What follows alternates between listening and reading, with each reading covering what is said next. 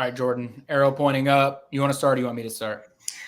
You start this one, Ben. All right, I'll start. As you're seeing, for anybody watching on YouTube, I maybe should have sent a little warning shot to you or Kip to just like drop it on you all like this. But I am going with the summer stash.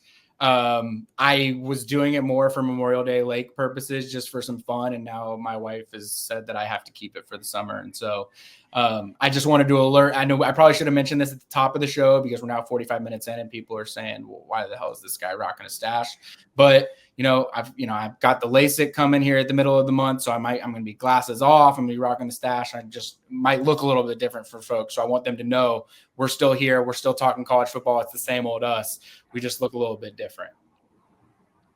I will also say on that note, arrow pointing up just to the listeners. I've mentioned on the last episode, I'm a little nervous about this LASIK surgery, and to make it even worse, I just realized over the weekend that my surgery is happening on Friday the 13th, which I don't know how I didn't. That someone that is as nervous about this as I am, or as panic-ridden about any eye-related thing, should not have been doing this on Friday the 13th. But it's just a master class by the powers that be to pull this one over on me. But I did say last episode, if there's anybody that's gotten LASIK or that has experience with LASIK, like reach out, offer words of encouragement. And we've gotten great feedback on this show up to this point, just talking recruiting. The Stay Woke episodes have received good feedback, but knowing that someone had gotten to my little LASIK story and felt the need to reach out, I wanted to give a shout out to John Glenn on Twitter X, JDG Stat. Said he got LASIK 30 years ago, said it was one of the best decisions he ever made, said his dad also got it, also said it was one of the best decisions that he ever made. So appreciate you listening, John, but also appreciate you reaching out with the words of encouragement. I mean, Jordan, how about that? Yeah, that's got to make you feel a lot better. And you're a braver man than me than to stick with the Friday the 13th. I think as soon as I would have figured that out, I would have maybe made a call and said, "Oh, I'm going to be out of town. Can we change that?" Yeah, I don't know. I was, before we got on and we're doing this show, I was watching, they send you like a 30-minute preview video of like, here's everything that you need to prepare for or whatever. And it was kind of just giving me the heebie-jeebies watching everything. So I don't know. I just got to make it to June 13th. Once I get into that operating room on June 13th, I can't bail out. So I just got to get there. Yeah, I just hope it didn't look like a Final Destination thing. That was like all I could think of. I don't know if you saw that. Don't do this. But just no, I'm feeling good for you, and I think it'll go great. For sure. And then we mentioned it at the start, or you mentioned it at the start of the show, and so I wanted to sort of get into this too. Arrow pointing up on the Big Ten SEC Challenge. You know more about the details of what's actually been talked about than I do. So like, my dumb brain, I'm going through like, what are all the opportunities? Like, could we have last year's rankings and this year's rankings, 1 through 16 and 1 through 16, and those teams face off against one another? Are we doing it first week of the year? Are we doing it a week 0 every year? Are we doing it last week of the year? Are we, because unfortunately in our last Junkyard Dawgcast episode, we talked about championship weekend not necessarily being the way that it is. Does that now maybe replace championship weekend in terms of how it's done? Like, what do you see? How do you see this playing out, or what are the perfect scenarios for you in terms of how this could play out? So just to lay out what we know at this point on Wednesday, it's that there have been discussion behind the scenes about the SEC and the Big Ten doing it. Nothing finalized. A point that one of the writers down in Destin pointed out, we really don't know what the Big Ten side, thinks of this, because we heard from Brian Kelly. I think Shane Beamer also spoke about it, and I think Sam Pittman might have as well. My guess is they would do this in the start of the season, and that gives both conferences runway where, you don't want to be in a situation if you're the Big Ten where you play one of these games late and it, really significantly hurts a team's playoff chances. But I don't think any of that's been ironed out at this point. I wrote a story looking at some of the matchups I'd like to see for Georgia. Give me, Ben, who you would want to see Georgia play. I think if this happens, you're going to see this every year. So if there's 1 year where they play somebody, that doesn't mean, that's the only one of these. I think we're going to see this consistently. Ohio State was my pick, and I think it's 2030 and 2031. It's already on the books for Georgia. So they may just say, look, we're going to stick with this plan and leave them there. But the one that I'd like to see if this team can get better is Wisconsin. You consistently see Athens and Madison as those top college towns. And I'm going to go ahead and issue this challenge to any of the SEC athletic directors. If you guys make these games neutral sites, I will never forgive you. You have to make these home and homes. Let's have some fun with it. I know you can make a ton of money if you take this to like Mercedes-Benz or whatever, but I want to see a home and home, and I'd love to see Georgia and Wisconsin play. Yeah, I mean, just thinking of places that would be fun to go to a game, like a whiteout in Happy Valley if it was against Penn State, that would be awesome. I think Ohio State, Michigan, Wisconsin, like those go without saying. Just some of the Big Ten staples, for selfish travel purposes, like USC or UCLA would be pretty sweet as well. To get to go cover a game out there would be fun. I'm sitting here thinking about it. Like if I'm trying to drop, we talked about this, like brainstorming, what's like the perfect way to do this. And there is no perfect way to do any of this. But I think as a viewer of college football, doing my best to try and maintain some semblance of college football, my ideal scenario as an SEC football person is 12-game conference schedule, 9 SEC games, which would be 3 every year opponents and 6 rotating opponents. So you would get and this is assuming that the SEC stays at 16, which is certainly not a given, and probably part of the complication that comes into the scheduling and the decision-making of all of this is if the SEC knows that it's going to add Clemson or North Carolina or Virginia or whoever it might be in the future, it just makes all of this a little bit more complicated. But 9 conference games, 3 common every year opponents, 6 rotating games. You have 1 ACC or Big 12 matchup that you would play every single year, and you can determine that as a school. Georgia would obviously be Georgia Tech, maintaining that historical rivalry, but other schools would maybe be able to take a different approach in terms of how they would go about doing it.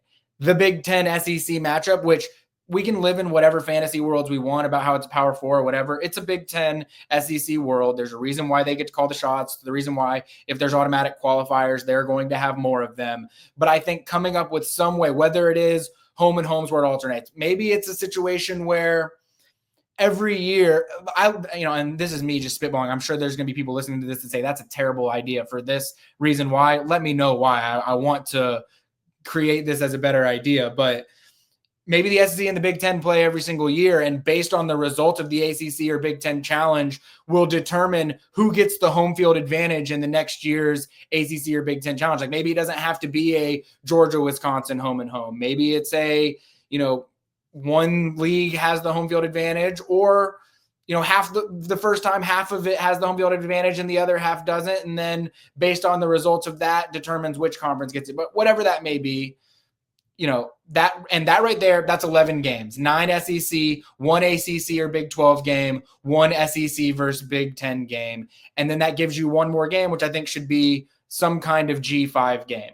Now, the teams that the people that will be pissed about that fairly, and I think what you can't make everybody happy and certain things get lost, is that those FCS opponents, and they really survive off of this. And this is where I think spring games between teams versus FCS opponents would be a potential way that you could,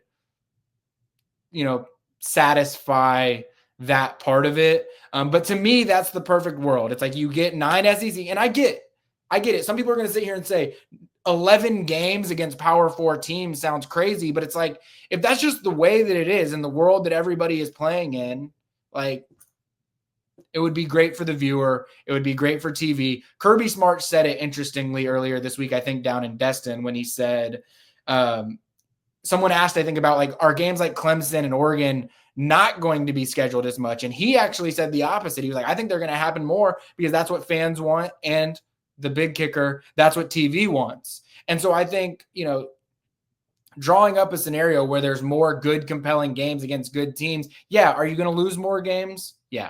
You are. guess what? There's probably about to be a world where there's 4 automatic qualifiers from your league. So if you lose to Georgia Tech and you lose to Michigan in the Big Ten SEC matchup, well, you can still finish top 4 in the SEC and you're going to get automatic qualifying. So I don't know. I just went on a little bit of a tangent there, but I'm trying to solve college football scheduling, and I've decided that's, to me, as an SEC guy, the perfect way to diagram it.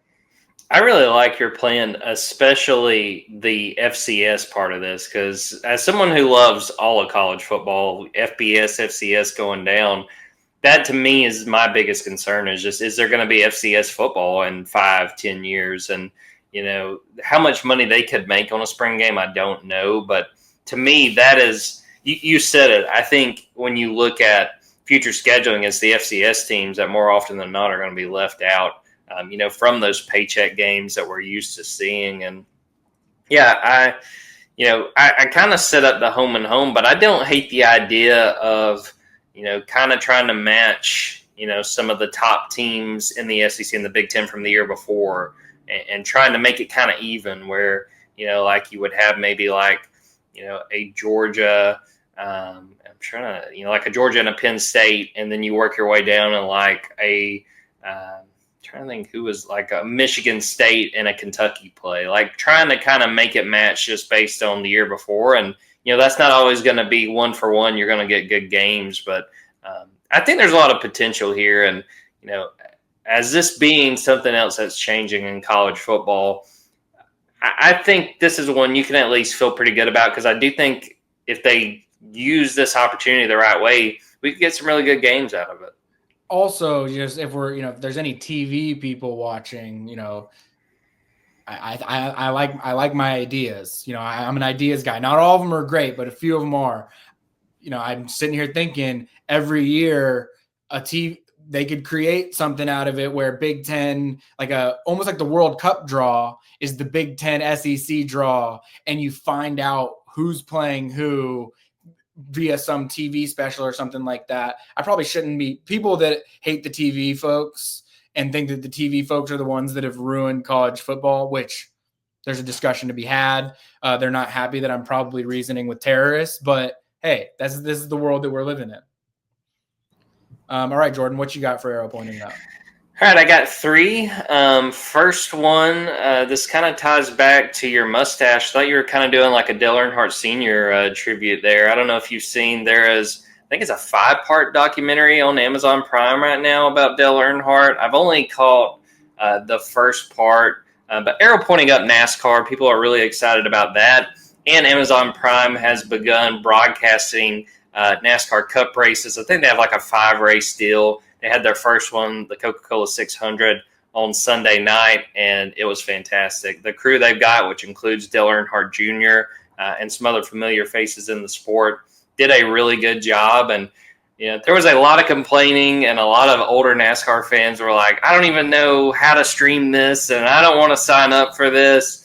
And Amazon Prime was like, okay, here's a 30-day free trial that people can use. And I had to walk my dad through signing up over the phone, which was fun. But I talked to him afterwards. He really liked it, and I think NASCAR's got a little bit of momentum right now.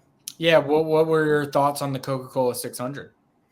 It was good. I'll shout out Fletcher Page, former Georgia beat writer. He's got a fantasy league that me and some other writers play in, and I've had the worst luck I've ever had in this league. It's probably the 4th or 5th year, and I had Denny Hamlin, and Denny Hamlin's like making the charge late in this race, and then he stops for gas, and they do not fill up his car. So with like 10 laps to go, he runs out, and my year just goes from bad to worse. It was a really good race, and it's exciting. The Coke 600 is always a fun one. I went to it a few times as a kid, so I was glad I was able to tune in and check that one out.